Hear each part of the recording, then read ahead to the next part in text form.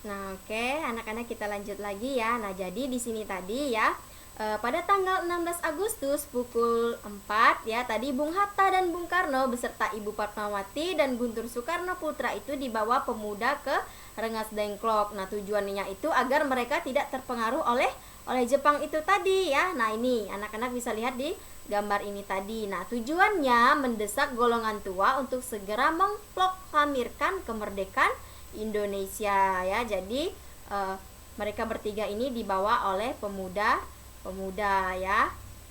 Tujuannya itu agar tidak terpengaruh oleh Jepang itu tadi, karena tujuan Jepang itu adalah mereka ingin mendesak golongan tua untuk segera memproklamirkan kemerdekaan Indonesia itu tadi ya.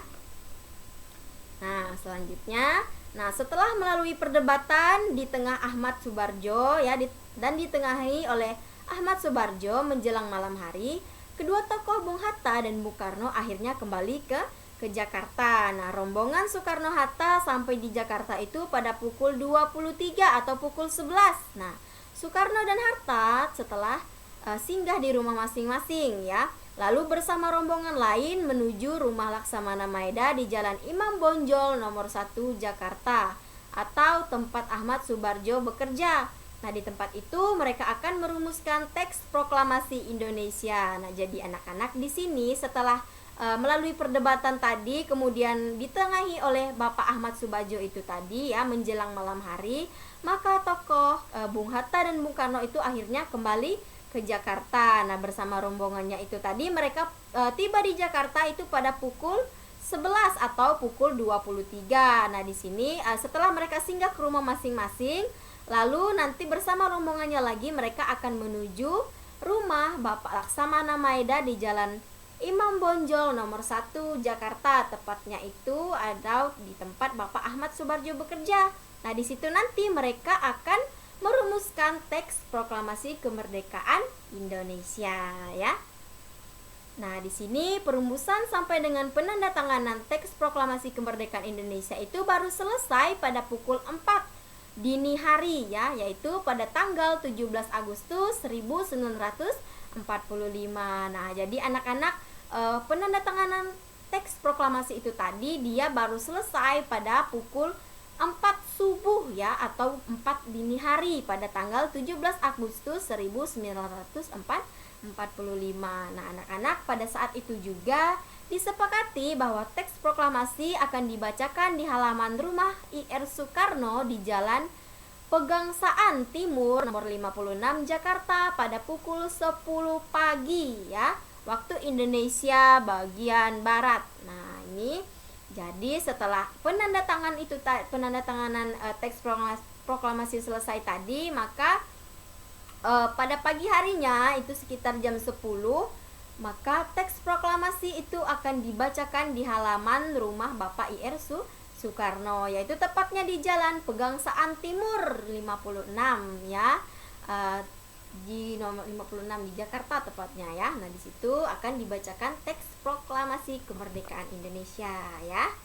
Nah, di sini adapun peristiwa setelah dibacakannya teks proklamasi kemerdekaan Indonesia adalah sebagai berikut. Nah, yang pertama itu ada penyebaran berita proklamasi kemerdekaan pada tanggal 17 Agustus 1945. Nah, di sini para pemuda menyebarkan berita proklamasi melalui berbagai cara, antara lain menyebarkan pamflet, kemudian mengadakan pertemuan dan menulis pada tembok-tembok. Nah, yang kedua, wartawan kantor berita Domei atau sekarang kantor berita Antara Syarudin berhasil menyeludupkan teks proklamasi dan diterima oleh Kepala Bagian Radio Waidan B.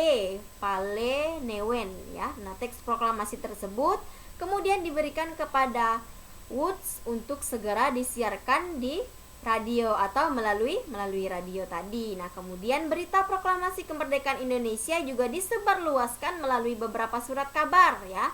Surat kabar harian itu seperti Soera Asia di Surabaya adalah koran pertama yang menyiarkan berita proklamasi. Nah, jadi Soera Asia di Surabaya itu adalah koran yang pertama kali ya, yang pertama kali menyiarkan berita tentang proklamasi kemerdekaan Indonesia itu tadi. Nah, kemudian pihak pemerintah Republik Indonesia atau RI juga menegaskan bahwa para gubernur yang telah dilantik pada tanggal 2 September 1945 untuk menyebarluaskan berita proklamasi kemerdekaan Indonesia di wilayahnya masing-masing. Nah, jadi di sini pihak pemerintah juga menugaskan kepada para gubernur yang telah dilantik tadi ya, tepatnya pada tanggal 2 September 1945 untuk menyebarluaskan ya atau memberitahukan kepada banyak orang bahwa berita proklamasi kemerdekaan Indonesia itu sudah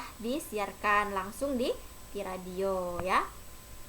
Nah, yang selanjutnya yang kedua itu ada sambutan rakyat di berbagai daerah terhadap proklamasi kemerdekaan Indonesia. Nah, di sini anak-anak ada peristiwa penting ya.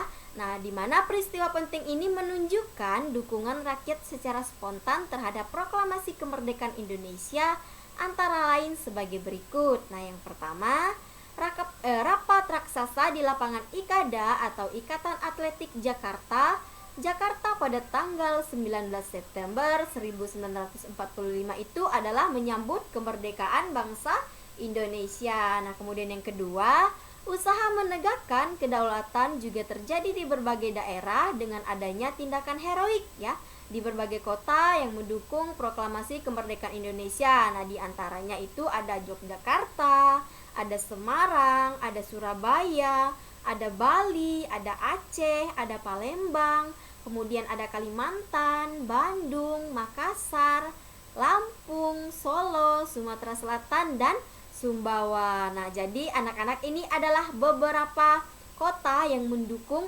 adanya proklamasi kemerdekaan Indonesia ya. Nah, di sini usaha kita dalam menegakkan kedaulatan juga didukung oleh beberapa kota yang ada di Indonesia ya. Jadi mereka ini mendukung adanya proklamasi kemerdekaan Indonesia itu tadi. Nah, kemudian di sini ayo temukan kosakata baku dan tidak baku pada bacaan yang berjudul peristiwa menjelang dan sesudah pembacaan teks proklamasi tadi. Nah, kemudian carilah arti katanya di Kamus Besar Bahasa Indonesia katanya ya. Oke, langsung saja kita lanjut ya. Nah, di sini kita masuk kepada pembelajaran bahasa Indonesia karena di sini kita diminta untuk mencari kosakata baku dan tidak baku dari bacaan atau teks yang sudah kita bahas tadi. Nah, di sini ada kosakata baku, kemudian ada artinya ya. Nah, di sini ada proklamir katanya. Kosakata bakunya itu yang pertama ada proklamir, kemudian artinya adalah pemberitahuan resmi kepada seluruh rakyat, permakluman, proklamir ya. Kemudian ada pengumuman juga. Nah, kemudian yang kedua itu sekutu. Nah, artinya adalah gabungan dari beberapa negara yang bekerja sama ya. Nah, sekutu itu artinya adalah gabungan dari beberapa negara yang melakukan kerjasama itu tadi. Nah, kemudian selanjutnya ada kata perundingan. Nah, kosakata perundingan itu artinya proses, cara, perbuatan berunding atau merundingkan pembicaraan, perembukan atau permusyawaratan ya, yang berhubungan dengan pembacaan teks proklamasi itu tadi. Nah, kemudian yang kedua selanjutnya ada pamflet. Nah, pamflet itu artinya adalah surat selebaran ya. Surat satu lembar ya yang berisi tentang teks proklamasi itu tadi. Nah, kemudian ada heroik. Nah, heroik itu artinya adalah bersifat pahlawan. Nah, jadi ini anak-anak adalah kosakata baku dan kosakata tidak baku. Nah, ini di sini ada artinya, kemudian nanti anak-anak bisa pindahkan ke buku catatannya ya. Nah, selanjutnya di sini ada anak-anak bisa buka bukunya halaman